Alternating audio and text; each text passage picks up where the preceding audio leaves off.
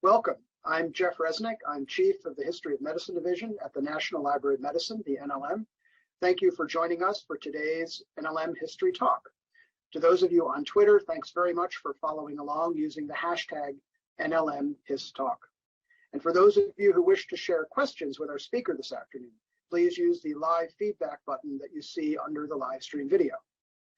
The National Library of Medicine's annual series of history talks intend to promote awareness and use of NLM and related historical collections for research, education, and public service in biomedicine, the social sciences, and the humanities.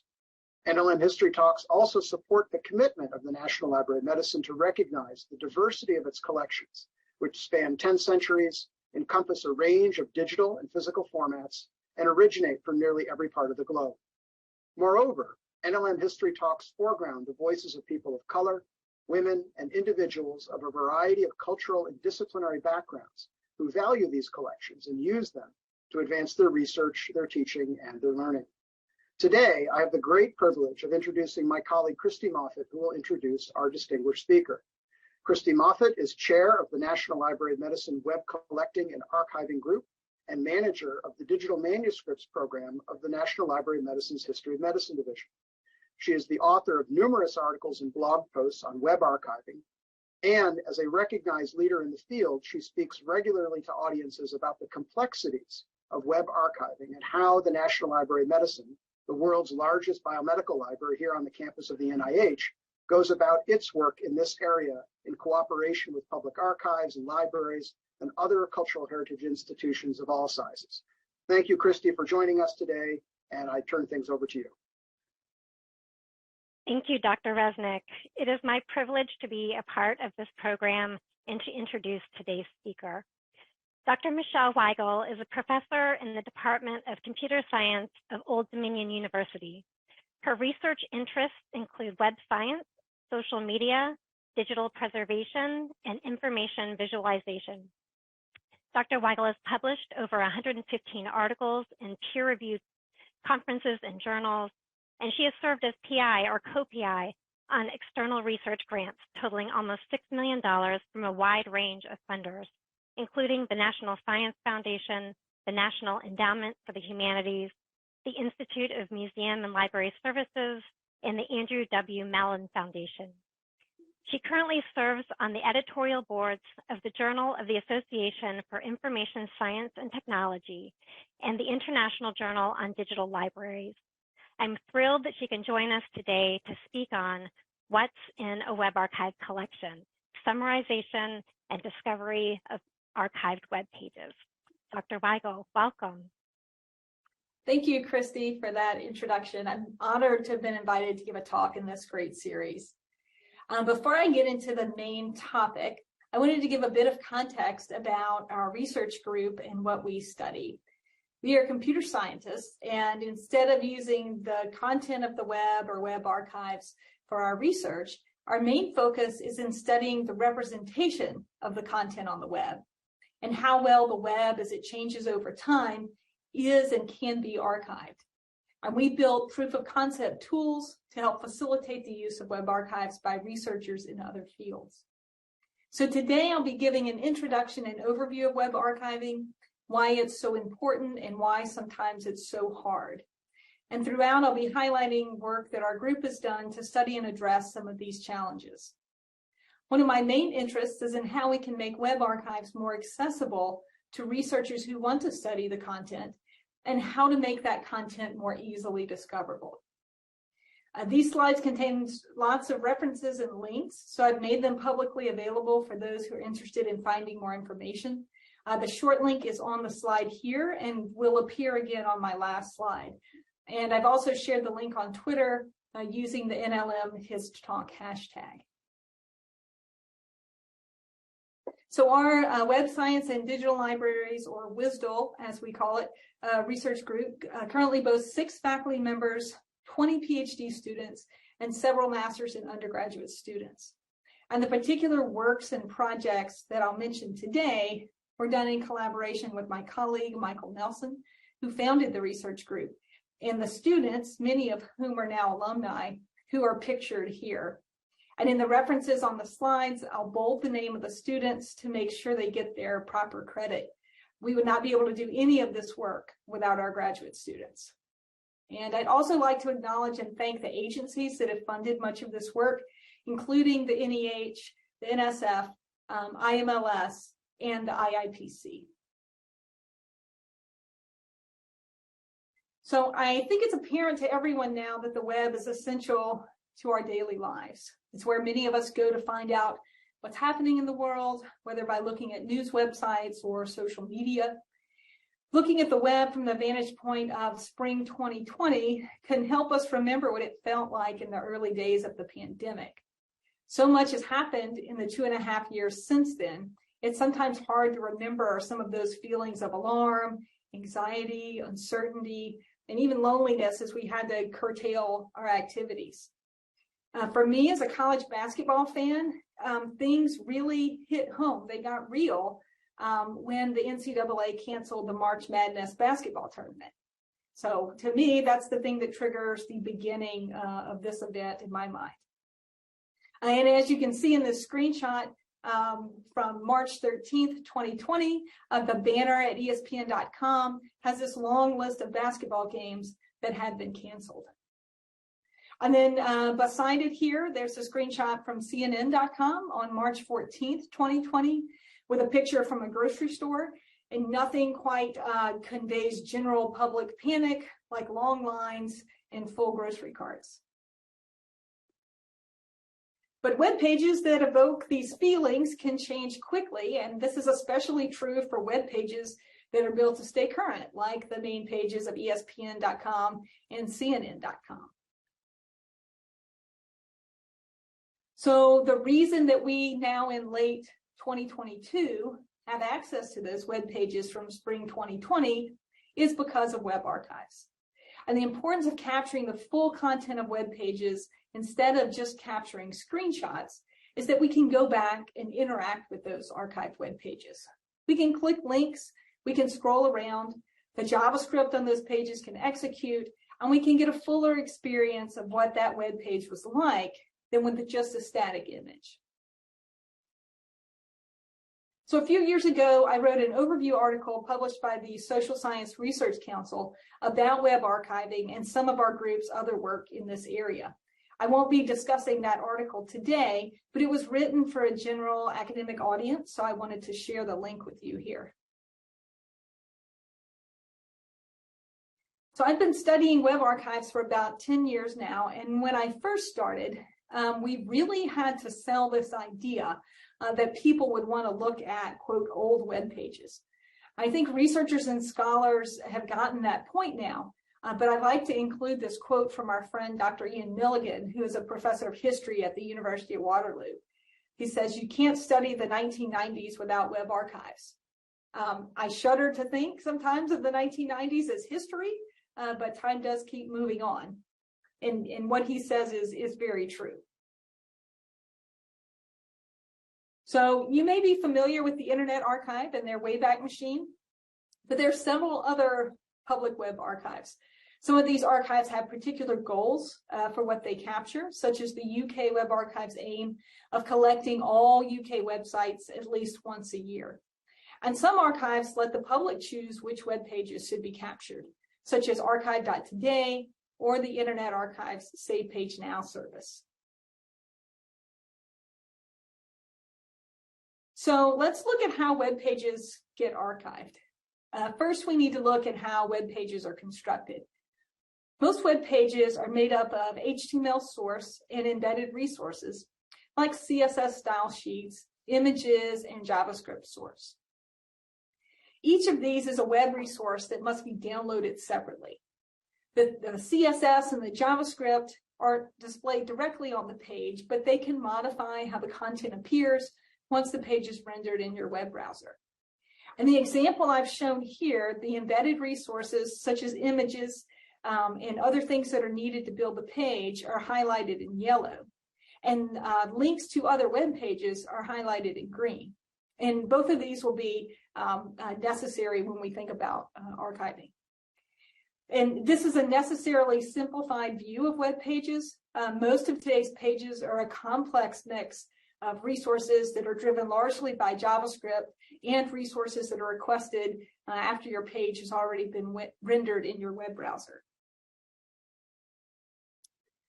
So web archives employ web crawlers to capture web pages. And the process is started with a seed list of URLs to visit and that go into a queue or a frontier. And then the crawler grabs a URL from the frontier, downloads the resource from the web, and saves the HTTP headers and content in the work file format. And then the crawler checks and looks to see if the resource contains URLs of embedded resources, like those images or CSS or JavaScript. And if so, those URLs are then placed back onto the frontier so they can be downloaded as well. And if the crawler is configured to crawl out links, meaning those pages that are linked to from the current page, then the URL for each of those links will also be placed onto the frontier. Crawlers typically have a depth setting to limit the number of successive links that will be followed and downloaded. So WARC, or Web Archive File Format, is the standard format used in web archiving. And the resources that a web archive crawler downloads are stored in WARC files. Now, the details aren't important for our purposes, but the key is that in the WARC file, the crawler stores the requests and responses, including the resource content for every resource that you need to build a web page. And these are the files that are accessed when it's time to replay an archived web page. So ideally, when an archived web page is replayed, only the resources stored in WARC files are used, and nothing from the live web is accessed. This example is just showing that the HTML source code and the embedded image are both stored in the same WARC file. So many web archives set their own seed lists based on their organization's priorities.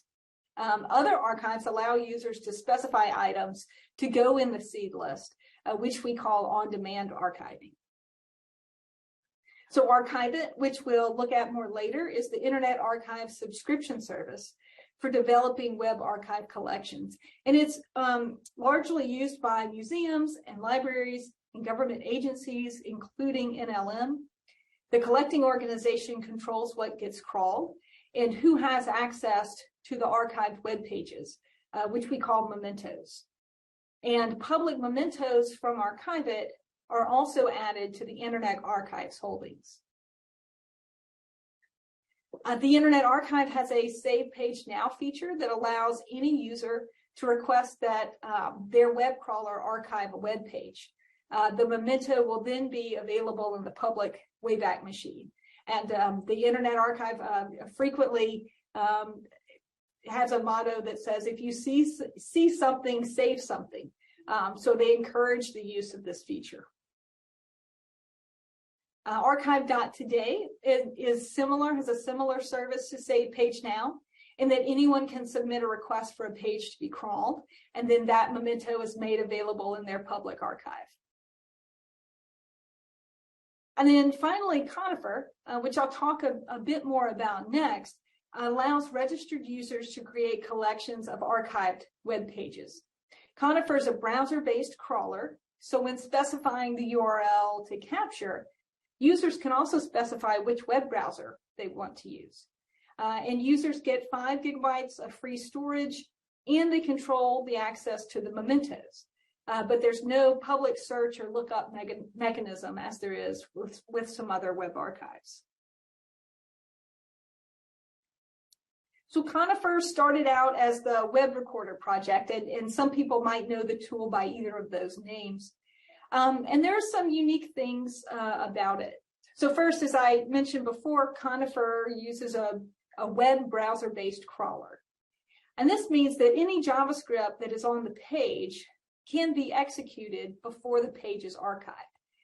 And this is important because JavaScript can actually change the layout of the page and can also request additional resources that might be missed by a traditional web crawler. So even though this can more faithfully capture dynamic web pages, Most crawlers don't use this technique because it takes much longer. So there's a trade-off between speed and fidelity. With Conifer, the archiving of a web page is done while you visit the page itself. You can interact with the page, and sometimes that ends up causing more resources to be loaded, which then they can be archived as well. And you can also archive pages where you would need a login to access. So I want to mention some of our previous work related to this. Back in 2012, with funding from the NEH, we developed a tool called OrCreate, and that provided a browser-based archiving using a browser extension. And this has been acknowledged as an inspiration for some of these later efforts, such as Web Recorder and Conifer. So now that we've looked briefly at how web pages are archived, the other end is how we can access the web pages that have already been archived. So web archives are not like Google. You can't often just do free text to search. Most web archives are indexed by URL and date time, the time and date that the page was captured. So the first input is the URL, and from there you can usually get a list of date times when that web page was captured. So here I'm showing the queries for captures or mementos of the History of Medicine Division's main web page from the Internet Archive's Wayback Machine and from archive.today. So the Wayback Machine reports almost 1,500 mementos of the web page between 1998 and 2022. Archive.today, however, only has 2 mementos, one from 2012 and one from 2014.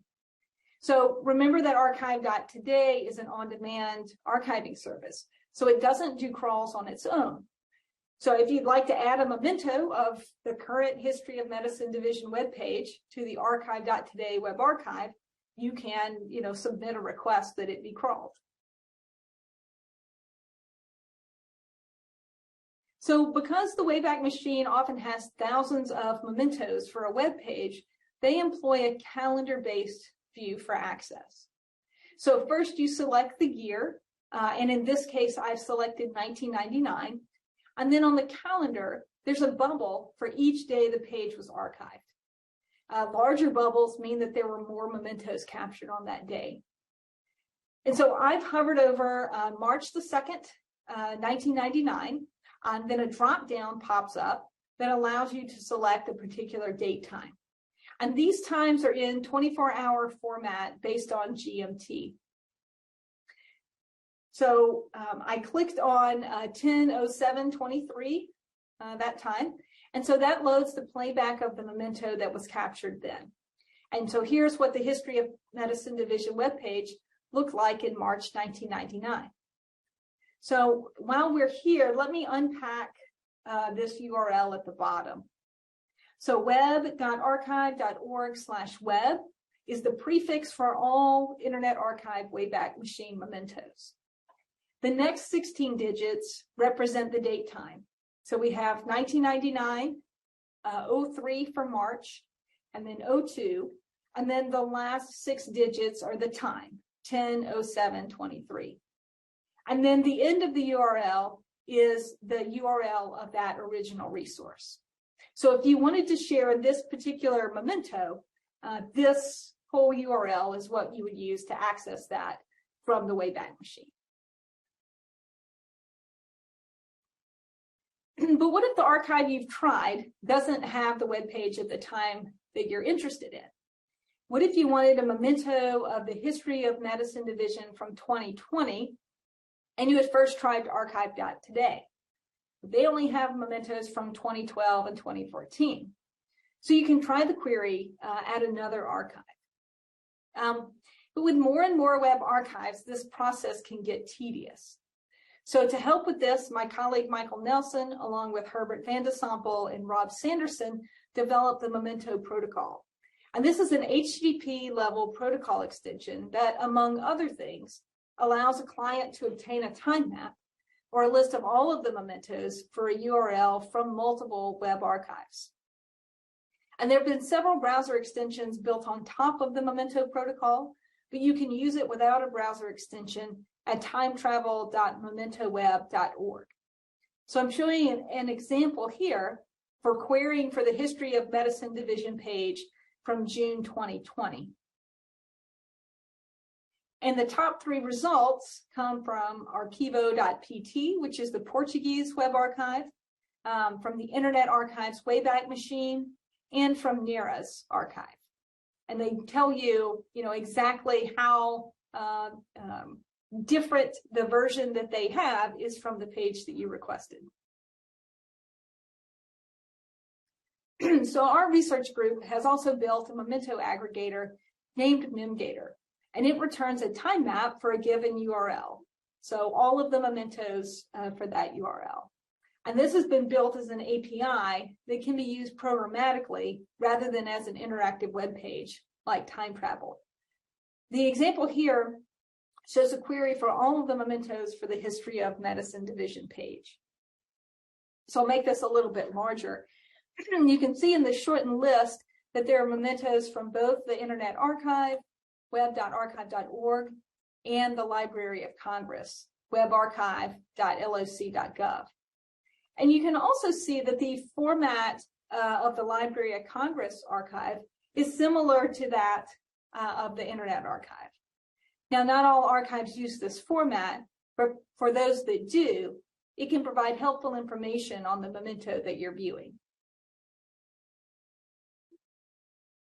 One tool that our web archivists have to help users discover relevant mementos is to create curated collections based on a topic.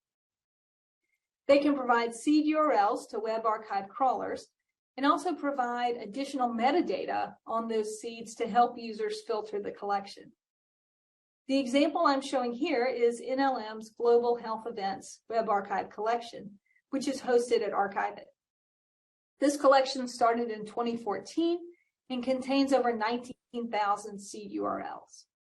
I know the members of the Web Collecting and Archiving Working Group at NLM spend a lot of time finding and evaluating seeds to be added to this collection. One of our group's projects involves seeing if we could mine quality seeds from social media posts to help bootstrap some of these seed identification tasks. And this project was greatly helped by discussions with NLM's Christy Moffett, the chair of the Web Collecting and Archiving Working Group. We looked at links that were posted in social media about specific topics, and we considered the domain of the link, the popularity of the post author, if it was a local media source about a local event, and several other factors. Although this is a project that focused on the collection side, most of our other research focuses on what happens once a web page has been archived. As I mentioned earlier, Archive.it is the Internet Archive subscription service used by NLM and many other organizations. Archive.it provides faceting based on provided metadata and also full text search. This allows a bit more filtering and browsing, but collections can still grow quite large, so browsing at times can still be difficult. So one thing that can make large collections hard to navigate is that for every seed URL, there are one or more mementos. Curators can choose to have the seeds crawled at certain intervals to capture how a page changes over time. So even if the seed list doesn't grow, the number of mementos in the collection can still grow. In 2018, we did a study of the size of Archive.it collections in the terms of seeds and mementos and how they grow over time. And we identified 9 different growth patterns.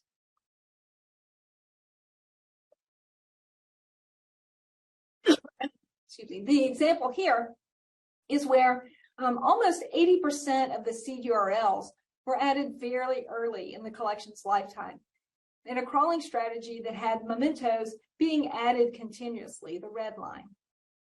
So whenever there's a horizontal green line in this graph, that means that nothing is being added to the seed list. And at the same time, we see the red line representing the number of mementos growing linearly, meaning that those seeds were continuing to be crawled and new mementos added.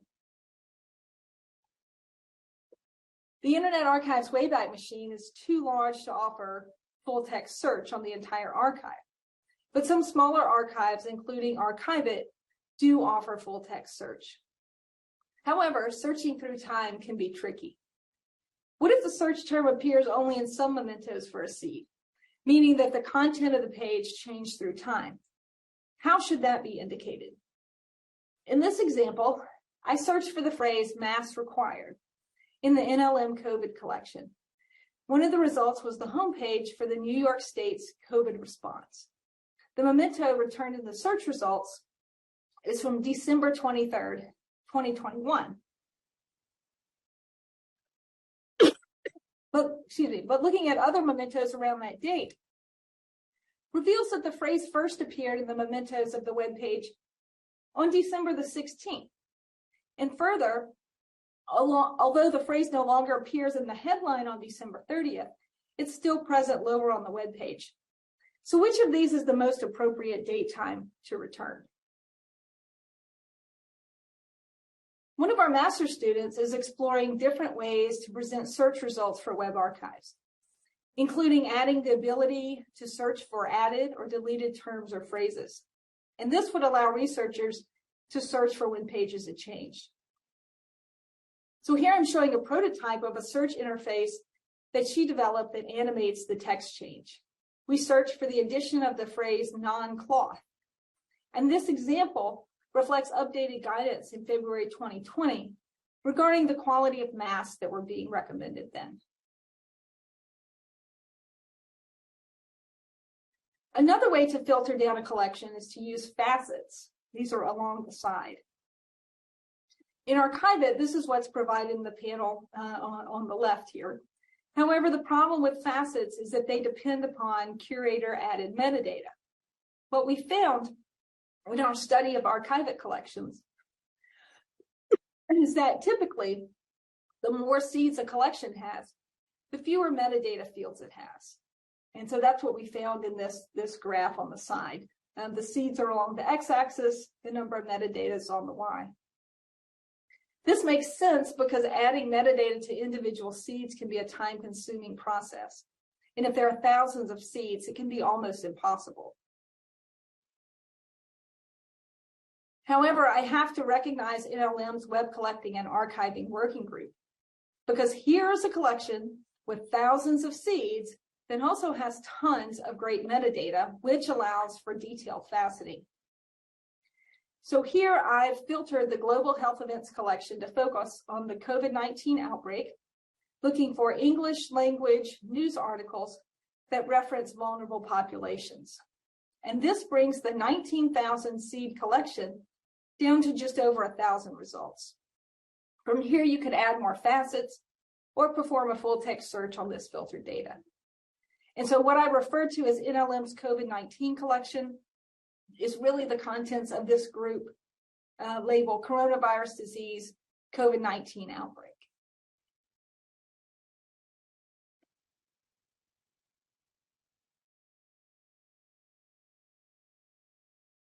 So I wanted to point out a couple of nice articles about how this collection was developed, and Christy was involved in both of these. It's one thing to collect a lot of web pages, but it's another effort altogether to ensure that quality metadata is applied to the seeds so that researchers can filter and find the information they need. To highlight the importance of NLM's COVID collection and others like it, let's look at a couple of the seeds. The New Mexico Department of Health had a case counter on their COVID information page. The oldest memento from March 14th, 2020 showed a total of 10 positive cases. By September 2020, there were over 27,000. 1 year later, in September 2021, there had been almost 250,000 positive cases. And by March 15th, 2 years into the pandemic, New Mexico had over 500,000 positive cases. Now, as an aside, this memento shows something that you'll find if you spend enough time exploring web archives. There were 4 CSS style files that were used to build this page that happened to not be archived. And so the replay of the page is affected. The information is still there, but it does not look like what appear on the live web. And now today, New Mexico's Department of Health COVID page has transitioned away from reporting positive case numbers prominently. They're still here in this banner up at the top, but they're really small. By looking at other mementos during this time period, I found that this redesign happened sometime between March and May 2022. This web page was captured in NLM's collection 130 times. So to review how the page changed over time, you would have to go to the calendar interface, select the year, then hover on the date, and select the date time for each memento you wanted to view. And for a large set of mementos, this can get tedious. So a few years ago, we had an NEH-funded project to visualize how individual web pages change over time. In this tool, a user could submit a URL and be provided with screenshots of selected mementos through time. For some seeds, there are a very large number of mementos, too many to display at once. So we use the amount of difference in the HTML source of adjacent mementos as a proxy for large changes in the web page. And then we rendered those unique mementos and took screenshots for the display.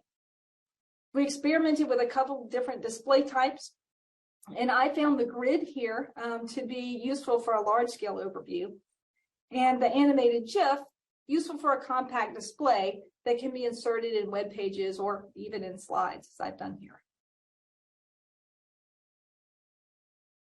So here's another memento from the NLM COVID collection. This is an article about vaccine hesitancy in African American communities from the Bridge, Michigan, a local news outlet in Michigan. This was published in July 2020, before vaccines were available, and it provides us with a snapshot in time of what people were concerned about. And there are a couple things I want to note about this memento. First, it was published in July, but archived by the collection in September. So capture date does not mean publish date. It's just recording that the page was still live in September. Second, one nice thing about this article, though it's not shown in my screenshot, is that it contains links to outside resources, many of which are also archived by the collection. So a viewer could go back and review the sources that were used in the article as they existed when the capture was made. Finally, this page is still on the live web, but we aren't guaranteed that it always will be. Web archives hold many web pages that are still available on the live web, but they allow us to hold this snapshot in time in case the live web page disappears. And here's an example of that. This is a page from the South Carolina Department of Education, captured on January 14th, 2021. And this was the South Carolina School Reopening Plan summary. Today, that URL, dedicationtoeducation.com, just redirects to the South Carolina Department of Education's COVID newsroom. So it's only because of the web archive that we know what this page looked like. Now, the NLM COVID collection also contains many captures of social media during the pandemic. I found these 18 Twitter hashtags by searching for the term hashtag and then selecting the COVID group and social media facets. Some of these are what you would expect, like COVID-19, my COVID vaccine, and wear a mask. But others are terms that you might only know because you've lived through this time, like flatten the curve, I stay home for, and songs of comfort. So there was the I Stay Home For challenge, which brought celebrities like Dolly Parton out to encourage everyone to focus on others and stay safe during the early days of the pandemic. And in March, Yo-Yo Ma started the Songs of Comfort hashtag, posting short videos of himself playing from his home. Both of these examples are a reminder of that general feeling in March and April 2020 of unity and this idea that we were all in this together. Now, if you load this memento from the Archive It collection, you'll just see a still image and the video doesn't play. Media like videos on social media are a little tricky to capture, so sometimes the crawler won't have captured everything. And for replay from a collection and Archive It, the playback engine will only request resources that were captured inside that collection. However, all public mementos in Archive It are included in the Internet Archive's Wayback Machine. And Wayback Machine replays have access to embedded resources that were maybe part of other crawls. So if you just change a portion of the memento URL to load the same memento through the Wayback Machine. So you just replace wayback.archiveit.org /for the collection number, and in this instance, 4887, with web.archive.org/web, and you can access and have this playback through the Internet Archive's Wayback Machine. And so here, the video of Yo-Yo Ma playing the song was captured, again, likely by a different crawl, but from around the same time. And so since the Wayback Machine has access to use the embedded resource, it can play the video. The broader hashtags that we can see may have more meaning over a longer time period. Hashtag Covid19, for example, is still being used today. And so here are two of the mementos for that hashtag. One's for March the 4th, 2020, and the other from May 3rd, 2022. And because these are, archived web pages rather than screenshots, when you load them, you can scroll the pages and see more tweets that were using that hashtag. So one thing to note is that between this time, Twitter changed their user interface. And in June 2020, forced everyone to migrate to their new user interface, their new UI, which looked more like their mobile app. And unfortunately, this caused some issues for web archives. If you look through mementos for Twitter seeds in the Wayback Machine, you'll find that between June 2020 and sometime in 2021, you would find a lot of these something went wrong captures. And during this time, we just happened to be investigating some archived tweets and noticed this issue. And in our blog post and our subsequent paper, we detailed some of the problems that various web archives had with archiving the new Twitter UI. And we also identified a workaround for some web archives. And this was really having the archive's web crawlers pretend to be Google's crawler. But this points to some of the difficulties that web archives can encounter when trying to archive social media. User interface and delivery changes are made for the benefit of the platform and not for the benefit of, or even without regard for, web archives. And this issue has become even more important with the turbulence currently happening at Twitter. So we've looked a little bit at NLM's COVID collection, but as you might suspect, there were many others. Archive It recently pulled together 154 COVID collections, including NLM's Global Health Events Web Archive, into one place. And this allows users to search across the various collections. And although the interface looks a little different, it's really a front end to the same collections that you can access through archiveit.org. So what if a researcher was interested in studying some aspect of COVID and wanted to do further analysis on a particular collection? With so many different collections all about COVID, how would they discover what types of pages are inside each collection to know which one they wanted to investigate further? So our approach was to produce a social media style story from a collection to give a high-level overview of what the collection is about. We treat a collection as a thematic sample from the web, and then a story as an arranged sample from that collection. We were inspired by the Storify service, which unfortunately was discontinued in 2018, It allows users to create and construct stories by combining text and images and previews of web pages and social media posts. Before we started creating stories ourselves, we analyzed the most popular Storify stories to find out what makes a good story. We found that popular stories had about 28 elements on average, and we used this as a rough bound on the size of stories that we generate.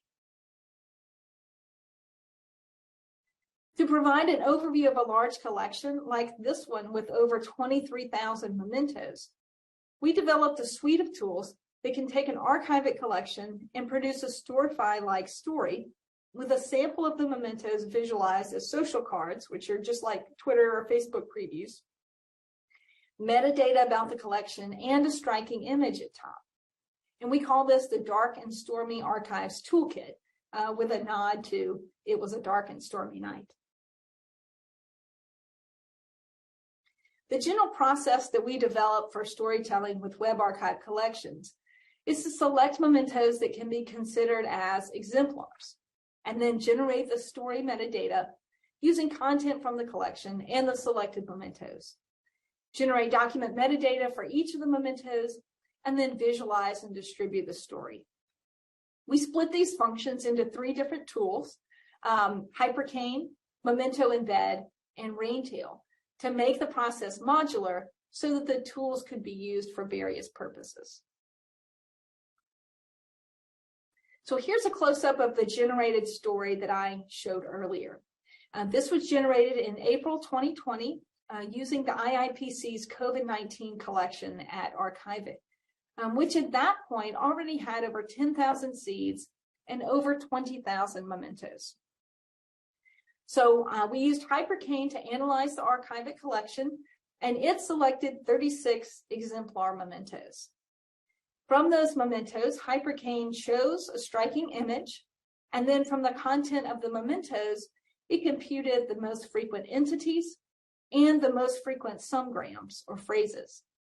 Then we used Memento Embed to generate a social card for each of those 36 selected mementos.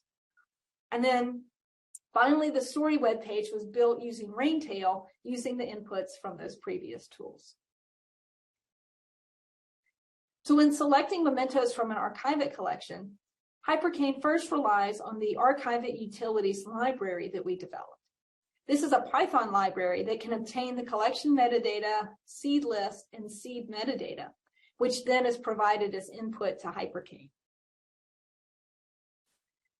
Hypercane provides a set of operators that can be used to compose sophisticated algorithms for selecting the exemplars from a collection. And this includes filtering based on language, date time, website domain, and clustering using some topic modeling techniques. Now, the sample operator directly produces a sample of mementos based on some existing algorithms. But these algorithms can also be composed using other operators like filter and cluster. And in addition to using an algorithm for sampling mementos, Hypercane can also take an already filtered list of mementos as input and then produce output suitable for use in Raintail. And in this way, the DSA toolkit can be used to help create a human expert curated story. So during this process where we were trying to build these summaries of collections, we found that the standard social card creators, like what Twitter does, don't handle mementos well. So we built the Memento Embed tool to make sure that both the original source and the archive were noted on the card. Memento Embed takes the URL of a memento, so from the archive, and then generates a card that can be embedded in a web page. So it extracts the title of the web page, a striking image, and a snippet from the memento. And it includes information about the archive that it came from, and specifies the original source along with the date time that the memento was captured. And it includes other links to other mementos of that same web page, and also a link to the live version. and can also indicate if the page is no longer available on the live web. So you can try this yourself at mementoembed.ws-dl.cs.od.edu. You provide a URL of the memento, or as we call it, a URIM, and the service will generate a social card that you can embed into a web page. So Raintail is the final piece for creating the story. Raintail takes input from Hypercane and Memento Embed and allows the use of a template to arrange the metadata and social cards into a story. And these are just 3 examples of different types of stories that can be created with Raintail. You can produce an HTML web page, output in Markdown, or as a Twitter thread. And the HTML web page shown here was generated with a template built for Raintail by the National Library of Australia, who we worked with last year to develop some web-based user interfaces for this toolchain. As we've been developing the tools and adding features, we collected the stories that we built onto the DSA Puddles website, and the URL is down here. So most of the stories that you'll see there are news related because we have a separate process that generates a story for the biggest news story each day. And this is based on another tool of ours called StoryGraph. And it monitors articles from a range of news sites. But if you scroll down to the bottom of the DSA Puddles page, you can select a category of stories to view, such as those generated by an expert and those generated by an algorithm using Hypercane. So here are some of the stories generated by algorithms, and this includes stories that we've generated based on some of NLM's archivic collections. Here are 3 of the stories that we generated from NLM Web Archive collections. We applied the DSA toolkit to the opioid epidemic web archive, the Bernadine Healy papers collection, and the environmental health collection. And each of these stories was generated using an algorithm with the goal of selecting mementos on different topics from a range of date times across the collection. And the links below each of the images will take you to the full story so that you can explore these further. Again, the goal of the DSA stories is to provide a quick overview of the contents of a collection so that users can browse the stories to determine which collection they might want to explore further. So our DSA toolkit is one approach for collection owners to highlight some of what's contained in their collections, but it isn't the only way that users can gain insight into collections. The Covid19 Archive that I showed earlier, which combines the 150 plus COVID collections at ArchiveIt, has a featured collections area that groups related collections together for easier discovery. The Internet Archive has been working on gathering some topical collections of its holdings as well. In conjunction with this recent release of Democracy's Library, they pulled together the government websites of the world, where they filtered and grouped their holdings by government country code. And the Internet Archive is also providing a keyword search for about a dozen collections. And this is available from the main Wayback Machine webpage. These collections include PDFs from .gov websites, PowerPoint presentations, and 2 of the regular end of presidential term crawls. All of these efforts are helping with discovery, but we need more. One tool or one approach won't fit every situation. Another challenge is that once a researcher identifies a collection, how can they actually work with the content? So the Archives Unleashed project has been developing tools for analysis of the content of web archive collections for several years. Just to note, this is not our group's work, but I have served on this project's advisory board. The Archives Unleashed toolkit is a set of tools built on Apache Spark to generate derivatives from a web archive collection. And this can include things like crawl frequency, how many times particular pages were crawled, link diagrams, which visualize which pages link to other pages in the collection, domain frequency, just, what are the domains that are contained in the collection, named entity extraction, and full text extraction. But it requires programming knowledge and that the collection's work files be local to where the program is run. So the user must have enough storage to be able to download the collection. However, in conjunction with the Internet Archive, the Archives Unleashed team is developing ARCH, or the Archives Research Compute Hub. And this would allow the generation of these derivatives to be performed at the Internet Archive so that the collection work files would not need to be downloaded. And then users could then download the much smaller derivatives for use in their own analysis tools. Both Archives Unleashed and the ARCH project have produced several examples of the research and analysis that can be done with web archives, what people can do with the derivatives that they have downloaded. So I wanted to include a couple links here to recaps and videos of presentations that researchers have made about both of these projects. And this is part of the Internet Archive's Library as Laboratory program. So if you're interested in some of the ways that researchers have been using and analyzing data in web archives, I'd encourage you to check these out. So the tools I've just mentioned allow users to work on the data from a collection in aggregate. But what if users wanted to identify features that might exist in particular mementos, or find those particular mementos that have certain qualities? How can we help users find mementos with this specific criteria when the exact date, time, or the exact URL is not known? One of our graduate students surveyed over 100 news articles that used web archives in their reporting and classified the user tasks of journalists.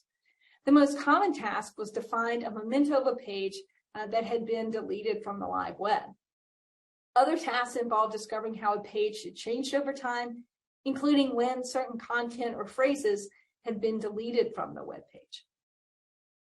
And although these are different than the collection discoveries tasks that we've been discussing, they may be similar to those tasks that researchers would want to perform once they had identified a suitable collection. So web archives store an immense amount of data, but the barriers to discovery are such that researchers and scholars may not know what's available. The collections can help, but for large collections, even the curators might not know everything that's contained in their collections. So we need tools that can help people not only find what they are looking for, but even just to browse what is available. Sometimes you don't know what you're looking for or even how to ask for what you want until you can see what questions might be possible.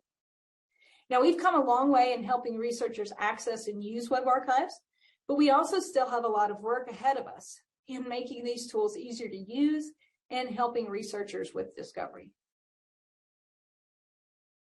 So to wrap up and recap my main points, web archives are important to understanding the recent past, and web archive collections are an important part of allowing researchers to discover archived content. Our WSDL group at ODU has been studying the problems associated with access to web archives and challenges to archiving web pages for over a decade. And we hope that some of our tools, such as the DSA Toolkit, can help provide understanding of large web archive collections. Challenges in discovery and researcher access to web archives remain, and we're continuing to think of ways that we can support researchers' desired tasks and to help promote the use of web archives in research. And for more information on our group's work, I've put our group's webpage and our Twitter handle in the footer of all of these slides, and I've included the link to our GitHub organization, which contains source code for many of these tools that I've mentioned today. So thank you for your attention today. Dr. Weigel, thank you for that great talk. I learned a lot, and I'm sure the many who are watching did as well, with all respect of the students and colleagues whose names and pictures you showed, with all appreciation of their outstanding work as well, and appreciate what you presented and their contributions to all that you presented and much more, of course. We have time for Q&A. So I'd like to remind those who are watching, please use the live feedback button underneath the video stream to send questions to Dr. Weigel, which I'll be privileged to ask her. So we do have a couple of questions to begin. This person writes in, thank you for this informative and fascinating talk. You noted early in your talk that it will be difficult to study the history of the 1990s without an internet archive. But web archiving was much more limited in the early days of the internet. If someone has the original coding of an early web page, is it still possible to add that to an archive like archiving? That's a really good question. So we had one of our former graduates was working at Stanford and helped them to discover the very first web page that was built at, I think it was the SLAC, a Stanford laboratory, and basically they had just that. They had the components of the web page, and they were able to essentially formulate it into work files so that they could then replay that back.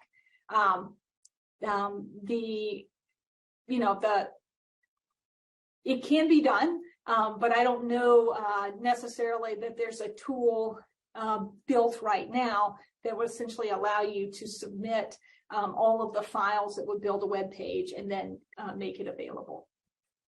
But the folks at the Internet Archive, can may be able to help with that. Thank you. So another question, knowing and doing what you and your research team, your colleagues are doing now, what's on the horizon for web archiving?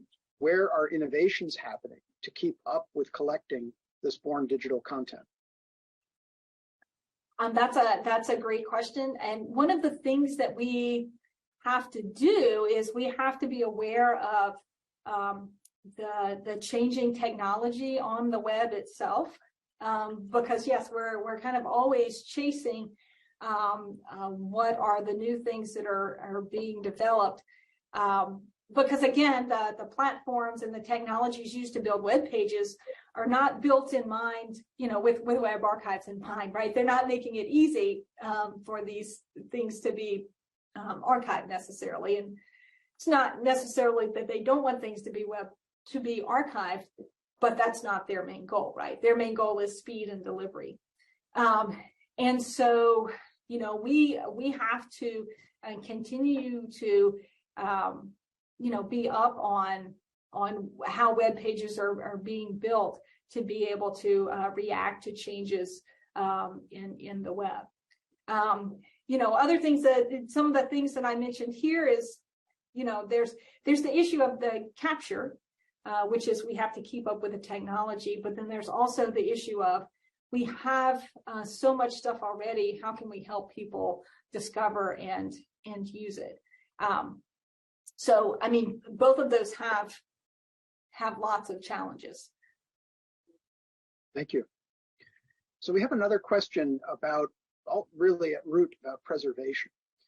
This person writes in, since the Internet Archive is a private, non-governmental, donation-based system, it exists on what people call soft money and could be seen as vulnerable to funding shortages or other issues that could make it disappear one day. What are the concerns about this possibility and how are they mitigated? What's the thinking in the web archiving community about long-term preservation of the content that you and your colleagues have worked so very hard to collect, preserve, and develop metadata for? Honestly, I don't have a good answer for that. Those are, real concerns. I know that, typically libraries are underfunded, and these archiving efforts that are taking place, it takes a lot of money to run these servers, for the storage, and for also the access for the public to be able to replay these web pages. So I mean, it would be great if there were, a large infusion of money into these efforts. But I don't know the answer to that, but I think it is a real problem. Thank you. Someone writes in, thanks, Dr. Weigel, for this great talk. This was an excellent overview. I'd like to review the slides again, especially the valuable links you provided. And we'll note, as you did, the URL is at the bottom of your concluding slide, and of course in the tweet that you kindly sent. So thank you very much. Oh, you're welcome. Could you comment on the character of the collaboration between the web archival community and the historical community? To what extent are these groups working together to not only preserve history, but write about it? That's a good question. So I would have to defer to my colleagues who are historians. So like Dr. Ian Milligan, we met him several years ago, and he was really kind of on this forefront as a historian studying and using web archives in his research in writing about history. And so I would defer to someone like him for that question. And he's actually written and been an editor on a couple of very nice books. I believe The Web is History is one of them. But there's more and more being written about in using web archives for historical research. Thank you. So another question is, when did it occur to people to begin to archive the World Wide Web? So the Internet Archive itself was started in 1996. So it was pretty early in kind of the history of the web. And, Brewster Kahle started the Internet Archive, and his goal was he wanted to essentially build a new Alexandria library. He wanted to see, can you contain all of the world's knowledge? And so part of that, and the Internet Archive contains many things other than just web archives. They have movies and books and recordings, but the web was a large part of that. And so he had that vision early on that this was going to be an important resource for us. And we're very glad that he did that. Certainly. Thank you. Can you say more about how the COVID pandemic changed thinking and practice around web archiving? Are there aspects of the work that's being done now that you think would not be done now if it wasn't for the pandemic, the experience of the pandemic?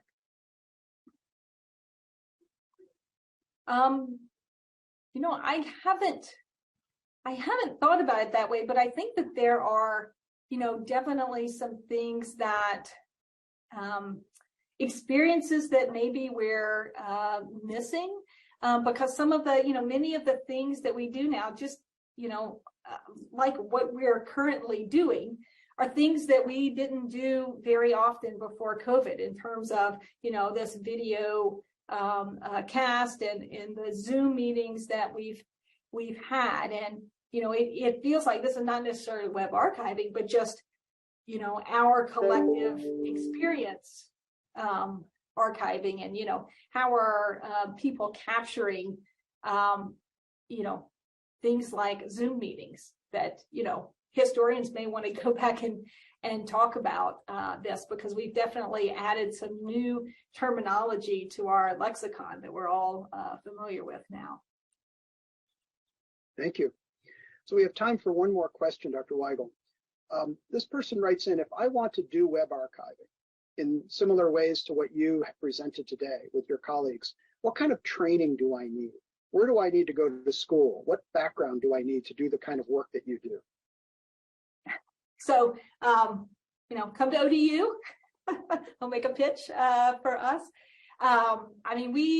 There are, in some both library schools and in some computer science schools. I think that we we combine a little bit of library science and computer science in what we do. We have to be kind of aware of topics in both areas.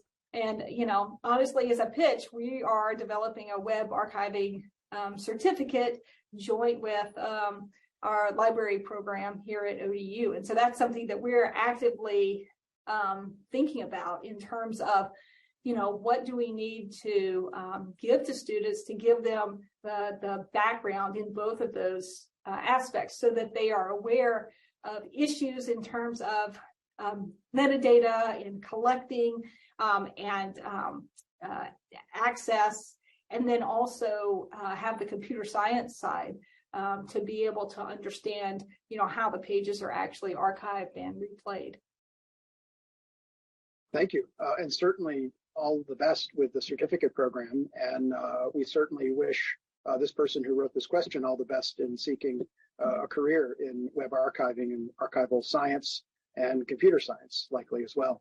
So Dr. Weigel, with that, on behalf of the National Library of Medicine here at the NIH virtually, I want to thank you very, very much for our engagement, for the time that you took to prepare your presentation, and we look forward to keeping in touch.